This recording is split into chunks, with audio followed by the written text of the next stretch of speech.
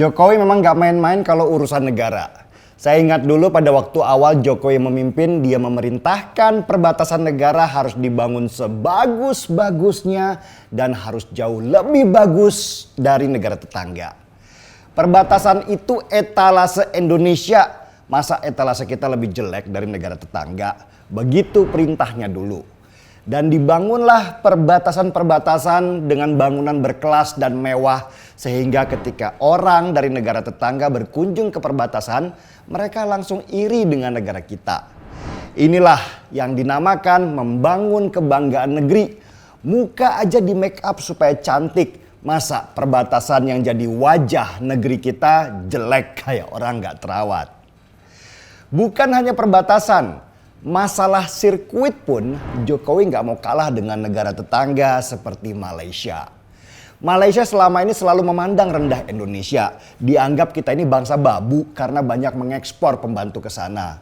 Saya pernah tinggal di Malaysia dan sering mendengar mereka menyebut kita sebagai Indon. Itu ejekan dengan nada merendahkan karena kita dianggap sebagai bangsa kelas 2 dibandingkan mereka yang sudah maju. Bahkan di tahun 2013, pemerintah Indonesia pernah marah sekali kepada Malaysia karena medianya sering menyebut kita dengan kata Indon, terutama kepada WNI yang bekerja di Malaysia. Tetapi Jokowi cerdik, marah tidak akan menyelesaikan masalah. Hinaan dibalas dengan prestasi. Dan salah satu tamparan keras dari Indonesia datang dari sirkuit Mandalika di Lombok Tengah, Nusa Tenggara Barat. Sirkuit Mandalika dibangun dengan konsep yang jauh lebih bagus dari sirkuit Sepang di Malaysia. Sirkuit Sepang selalu menjadi kebanggaan Malaysia karena sirkuit itu dibangun sebagai sirkuit internasional. Nama Sepang mendunia karena sering mengadakan event balapan internasional. Nama-nama besar pembalap pernah menguji sirkuit Sepang. Dan semakin diliput, nama Malaysia semakin mendunia sehingga membuat wisatawan dari seluruh negara datang ke sana. Tapi Indonesia nggak mau kalah.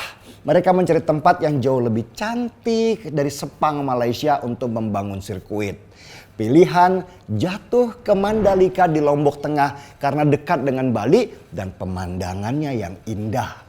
Pemandangan yang indah dikelilingi lautan inilah yang gak dipunyai oleh sirkuit Sepang Malaysia yang dibangun di areal sawit. Pemandangan di sekitar sirkuit Sepang dianggap membosankan meskipun sirkuitnya bagus. Ini langkah cerdik Indonesia dalam usahanya mengalahkan Malaysia. Malaysia bolehlah lebih dulu membangun sirkuit internasional, tapi Indonesia punya cara yang berbeda dalam menempatkan sirkuit bukan hanya sebagai arena balap, tapi juga sebagai destinasi wisata dengan pemandangan yang ditawarkan yang jauh lebih indah. Bahkan bos sirkuit Sepang, Razlan Razali, sudah khawatir sirkuit di Mandalika bisa menurunkan minat negara luar untuk menonton event balapan internasional yang biasanya digelar di Sepang, Malaysia. Wisatawan akan lebih memilih Mandalika sebagai tempat menonton balapan daripada Sepang, karena mereka juga bisa sekalian berwisata. Masalah sirkuit ini sudah bukan lagi masalah balapan, tapi sudah menjadi masalah prestis negara, masalah kebanggaan. Dan inilah ambisi Jokowi ketika memutuskan untuk menggelar acara World Superbike November tahun ini dan MotoGP di tahun depan. Bukan hanya pemandangannya saja yang cantik, sirkuit Mandalika juga dibangun dengan standar internasional. Aspalnya didatangkan langsung dari Inggris, sama dengan aspal yang digunakan di sirkuit Silverstone Inggris, sirkuit Dubai, dan sirkuit di Australia. Gak semua loh sirkuit di dunia menggunakan aspal terbaru ini yang membuat pembalap tidak mudah tergelincir waktu ngebut di saat hujan. Semua sudah dipersiapkan demi nama baik negara. Gak main-main, ini urusan wajah Indonesia. Sirkuit Mandalika akan menampung 200.000 penonton dengan 40 garasi.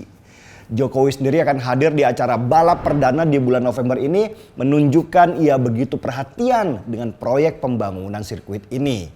Ia ingin menunjukkan kepada dunia bahwa Indonesia serius dalam menggelar event internasional. Sebagai catatan ya, Indonesia membayar komitmen fee sebesar 143 miliar rupiah kepada panitia penyelenggara MotoGP per satu musim. Jauh lebih kecil dari Anies keluarkan uang 560 miliar rupiah untuk satu kali penyelenggaraan Formula E. Sudah bayar fee-nya lebih kecil, tapi gaungnya event jauh lebih besar daripada Formula E yang baru seumur jagung. Melihat sirkuit Mandalika yang dibangun sejak 2018, saya jadi bertanya-tanya, gimana ya caranya Anies membangun sirkuit Formula E? Sirkuit Mandalika aja dibangun dalam waktu 3 tahun. Nah, Formula E ini acaranya tinggal 7 bulan lagi tapi masih belum tahu di mana nanti letak sirkuitnya. Apa cukup waktu sekian bulan untuk bangun sirkuit? Kalau dibangunnya terburu-buru bisa dipastikan kualitas sirkuitnya pasti amburadul, pengerjaannya asal-asalan. Atau mungkin Anies merasa dirinya Bandung Bondowoso yang bisa membangun sirkuit dalam waktu semalam. Kalau balapan World Superbike dan MotoGP sponsor utamanya Pertamina, balapan Formula E belum jelas siapa sponsor utamanya.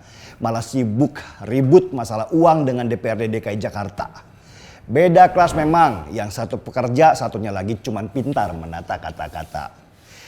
Sudahlah, paling jawaban one abut cuman we don't know what we don't know atau disingkat wak wak wak wak.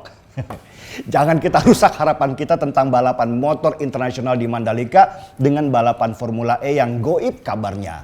Dan saya hanya ingin menyampaikan, maaf Malaysia, kami sekarang punya sirkuit Mandalika. Brum, brum, seruput dulu kopinya.